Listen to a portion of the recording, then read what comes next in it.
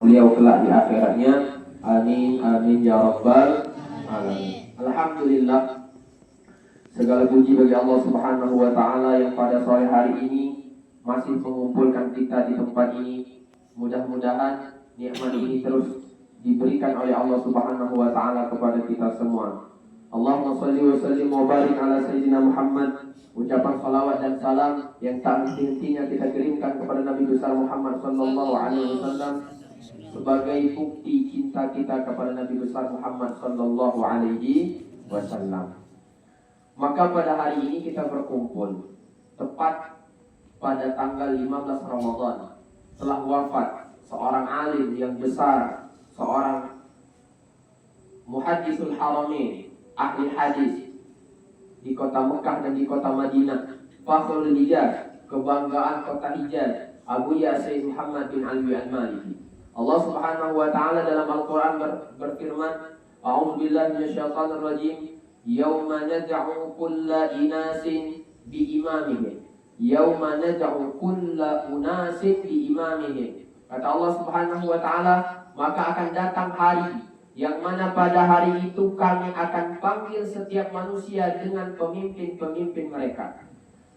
Maka hari kiamat nanti kita akan berada di barisan sesuai dengan orang yang kita idolakan di dunia. Apabila kita mengidolakan ulama, maka Allah Subhanahu wa taala akan bangkitkan kita dengan para ulama. Apabila kita mengidolakan seorang yang tidak dekat kepada Allah, orang yang jauh, orang yang fasik, maka Allah Subhanahu wa taala akan membangkitkan kita bersama orang yang tidak baik pula. Maka Rasulullah SAW dalam sebuah hadis bersabda, al-mar'u ma'aman ahab. Suatu hari datang seorang Arabi, orang Badui. Kalau bahasa kita mudik kau sana. Datang di majlis Rasulullah SAW ketika sedang khutbah, ngangkat tangan. Jadi Rasulullah sedang khutbah, ngangkat tangan, tidak bertanya. Di daerah awak kan tidak ada pula orang sedang khutbah, ada yang angkat tangan, nak bertanya tidak ada. Yang angkat tangan pertama kali, jadi Rasulullah tidak hiraukan, tidak dijawab sama Nabi. Ngangkat pula tangan lagi, tidak dijawab sama Nabi. Ngangkat tangan lagi, ditanya ya Rasulullah, "Madza turid?" Ya Rasulullah, dari tadi kamu membicarakan tentang kiamat. Tanda kiamat macam kau, di antara tanda kiamat antali dan amatu rabbataha. Seorang ibu melahirkan tuannya. Para ulama berbeda pendapat. Ada yang sebagian mereka menyatakan maksud dari seorang ibu melahirkan tuannya nanti di akhir zaman, di antara tanda akhir zaman itu akan banyak anak yang durhaka kepada kedua orang tua. Rasulullah membicarakan, menyampaikan tanda kiamat 1, 2, 3, 4. Tanda kiamat itu ada 3 ada. Ada tanda kiamat kecil, ada tanda kiamat pertengahan, ada tanda kiamat besar, gedang. Tanda kiamat kecil, pertama kali tanda kiamat kecil apa? Siapa yang tahu tanda kiamat kecil yang pertama kali? Tanda kiamat kecil yang pertama kali adalah lahirnya Rasulullah SAW. Lahirnya Rasulullah itu adalah tanda kiamat yang pertama kali. Kata Rasulullah, hayati khairul lakum wa mamati khairul lakum. Hidupku ketika aku hidup itu adalah kebaikan bagi kalian. Ketika Rasulullah hidup itu adalah sebuah keberkahan. Para sahabat tanya hukum. Ketika ada masalah, para sahabat datang kepada Rasulullah. Rasulullah menebar keberkahan, menebar manfaat di antara para sahabat dan umat-umatnya. Wa mamati khairul lakum, kata Nabi. Dan wafatku itu juga kebaikan bagi kalian. Para sahabat heran, ya Rasulullah, oke, kalau engkau hidup itu memang kebaikan bagi kami. Bagaimana engkau anggap kematianmu adalah sebuah kebaikan? Maka dijawab oleh Rasulullah, kematianku adalah kebaikan bagi kalian. Setiap kalian melakukan amal, maka amal itu akan dihaturkan kepadaku. Jadi amal kita, bapak-bapak, ibu-ibu, setiap hari Kamis itu disampaikan kepada Rasulullah. Jadi kalau kita nak tahu siapa orang yang paling rahmat, yang paling cinta dan yang paling kasih kepada kita, bukan orang tua kita. Yang paling kasih dan paling cinta dengan kita adalah Rasulullah SAW. Bahkan sampai wafatnya Rasulullah, ketika diaturkan amal kita setiap hari Kamis, Rasulullah lihat buku catatan amal. Apabila mendapati buku catatan amal itu baik, maka Rasulullah akan yahmadillah, Rasulullah akan memuji Allah Subhanahu wa taala. Tapi apabila mendapati buku catatan itu tidak baik, ada maksiat, ada kejahatan yang kita lakukan, maka Rasulullah akan minta ampun kepada Allah Subhanahu wa taala atas kesalahan yang kita lakukan. Maka Rasulullah itu rahmatnya, kasih sayangnya sampai wafatnya. Itulah sebagai sebuah bentuk daripada firman Allah, wala saufa yu'tika rabbuka fatarda. Maka niscaya akan memberikan kepadamu wahai Muhammad apa yang engkau inginkan wahai Muhammad sallallahu alaihi wasallam. Ada yang ingat peristiwa Isra Mi'raj? Ada yang ingat peristiwa Isra Mi'raj? Rasulullah pernah dibelah dadanya berapa kali? Berapa kali Rasulullah pernah dibelah dadanya, adik-adik? Yang benar nanti dapat hadiah. A 2 kali. Kalau saya pakai A, B 3 kali, C 4 kali, D, A, B, C salah. Berapa kali? Berapa kali Rasulullah? Ada khilaf, ada beberapa pendapat. Di antara pendapat itu Rasulullah pernah dibelah dadanya 4 kali. Di antara pembelahan dada Rasulullah SAW itu ketika peristiwa Isra wal Mi'raj. Disebutkan dalam satu riwayat, peristiwa Isra wal Mi'raj itu dibuat oleh Allah Subhanahu wa taala. Di antara hikmah dibelah dada Nabi Muhammad SAW, ukhidha minhu hazzu syaitan. Diambil dari hati Nabi Muhammad itu adalah bagian setan. Apa yang dimaksud dengan bagian setan? Apakah Rasulullah punya sifat buruk? Tidak. Apakah Rasulullah punya sifat setan? Tidak. Tapi apa yang dimaksud dengan ukhidha minhu hazzu syaitan? Diambil dari hati Rasulullah itu bagian setan. Yang dimaksud dengan diambil dari bagian hati Nabi Muhammad itu bagian setan adalah Rasulullah, inna arsalnaka rahmatan lil alamin. Abu Yasin Muhammad bin Ali al-Maliki punya kitab namanya Wahwa fil Ufuqil A'la. Tadi dibacakan sama beliau. Di antara kitab Abu Yasin Muhammad bin Ali al-Maliki itu adalah Wahwa fil Ufuqil A'la, menceritakan tentang peristiwa Isra wal Mi'raj. Di dalam kitab itu beliau menyatakan hikmah kenapa dikatakan ukhidha minhu hazzu syaitan, diambil dari dalam hati Nabi besar Muhammad SAW bagian setan. Yang dimaksud Nabi Muhammad itu adalah rahmat bagi sekalian alam. Alam itu apa? Apa itu alam? Ada apa alam? Alam itu selain Tuhan. Kullu ma siwallah, selain Allah itu alam. Berarti setan termasuk alam atau tidak? Termasuk alam atau tidak? Termasuk alam. Kalau Nabi Muhammad itu rahmat bagi sekalian alam, berarti setan dapat rahmat atau tidak? Kok tidak? Alam itu siapa? Selain Allah. Nabi Muhammad itu rahmat bagi sekalian. Berarti setan dapat rahmat Nabi Muhammad atau tidak? Dapat harusnya. Nak tak masuk surga sama setan. Dan nak kan? Lah ganggu kita di dunia, masuk surga pula serempak setan di dalam surga. Nak masuk surga sama serempak setan? Dan nak.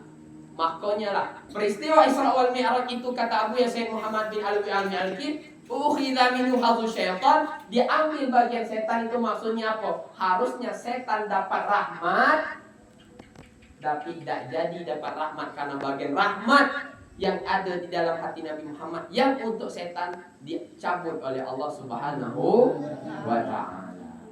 Maka kelak di hari akhirat kita akan berada di barisan orang yang kita cintai dan orang yang kita idolakan. Kalau kita idolakan orang baik, maka kita akan berada dalam barisan orang yang baik. Kata Nabi, al-mar'u ma'aman ahab. Orang itu akan dibangkitkan oleh Allah Subhanahu wa taala bersama orang yang ia cintai. Itu tadi orang sanak tadi tiba di Rasulullah. Ya Rasulullah, dari tadi bercakap tentang tanda kiamat. Bila kiamat itu? Ingat adik-adik, tanda Nabi akhir zaman itu tidak tahu tanggal kiamat. Tanda Nabi akhir zaman tidak tahu tanggal kiamat. Makanya orang Yahudi paksa Nabi untuk ngasih tahu bila kiamat. Karena orang Yahudi tahu tanda Nabi akhir zaman, tidak tahu kapan kiamat. Kalau Nabi jawab kapan kiamat, berarti bukan Nabi. Tidak tahu. Ini kok ada. Kan dulu harusnya tanggal 2012 tidak jadi. 2020 tidak jadi. 2022 tidak jadi. Kan banyak yang menetapkan tanggal. Bahkan Nabi pun tidak tahu tanggal kapan dia. Apa kata-kata Nabi Muhammad SAW? Wa masail bi'a'la wa mal mas'ulu bi'a'la minas sa'il. Yang ditanya tidak lebih tahu tanggal kiamat daripada orang yang bertanya. Dah, ada kesana tadi tanya Rasulullah, kapan kiamat? Nabi Muhammad SAW, kalau kau tanya kapan kiamat, madza a'dadta laha? Apa yang kau persiapkan untuk menemui hari kiamat, untuk melewati hari kiamat? Ya Rasulullah, puasa aku tidak banyak, haji tidak banyak, sedekah tidak banyak, semayang tidak banyak. Cuman aku punya satu amalan, apa? Inni uhibbuka. Saya cinta kepada kau ya Rasulullah. Akhirnya Rasulullah ucapkan, almar'u ma'aman ahabba. Seseorang itu akan dibangkitkan oleh Allah Subhanahu wa taala bersama orang yang dia cintai. Itulah sababul nuzul, sebabul wurud, sebab daripada datang hadis almar'u ma'aman ahab. Di antara yang wajib kita cintai adalah Abu Syekh Muhammad bin Alwi Al-Maliki. Kalau kita tidak bisa melihat langsung, kita lihat fotonya. Karena pandangan itu punya rahasia. Katakan para ulama, an-nazratu turaqqil insan min asfalas safilin ilal a'lal illiyin. Pandangan itu bisa mengangkat derajat seseorang dari derajat yang paling rendah menuju derajat yang paling tinggi. Kita cerita karomah dikit. Karomah itu sebenarnya tidak boleh diceritakan banyak-banyak. Yang kiranya akal kita bisa sampai. Abu Syekh Muhammad itu pernah sakit tangan. Datang ke dokter bilang, tangan kamu kok tidak bisa lagi disembuhkan, lumpuh. Kemana be dokter? Dokter lah memvonis tangannya lumpuh, tidak bisa lagi sehat. Abu Syekh Muhammad tidak mau nyerah. Kenapa tidak mau nyerah? Karena beliau ini seorang penulis. Kalau tangannya sakit, macam mana nak nulis? Macam mana nak ngarang kitab? Akhirnya beliau paksa datang. Suatu malam beliau datang berziarah kepada Ahlul Badar. Orang sahabat-sahabat yang meninggal pada peperangan. Berapa orang? Berapa orang sahabat yang ikut perang Badar? Berapa orang? Yang bisa jawab? Berapa? Berapa sahabat yang ikut perang Badar? Nah, jawab. Satu orang. Satu orang. 313 orang sahabat. Sama dengan jumlah siapa? Sama dengan jumlah para rasul. Berapa jumlah para nabi? Para nabi. Allah mengutus para nabi di dunia ini berapa orang? Semuanya. Ingat ya, ingat adik-adik. 124.000. Berapa orang?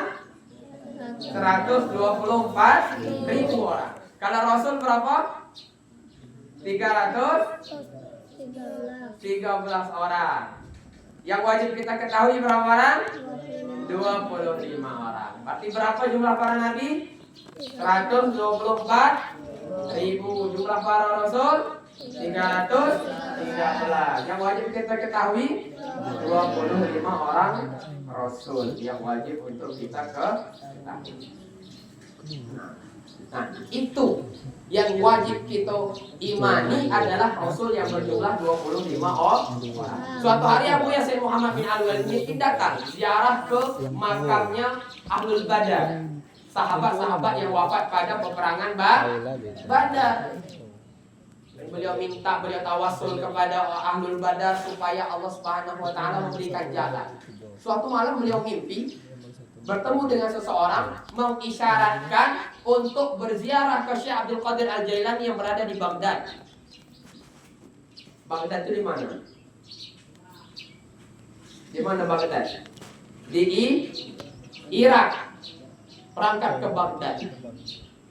Yang mana Syekh Abdul Qadir Al-Jilani termasuk daripada kakek beliau.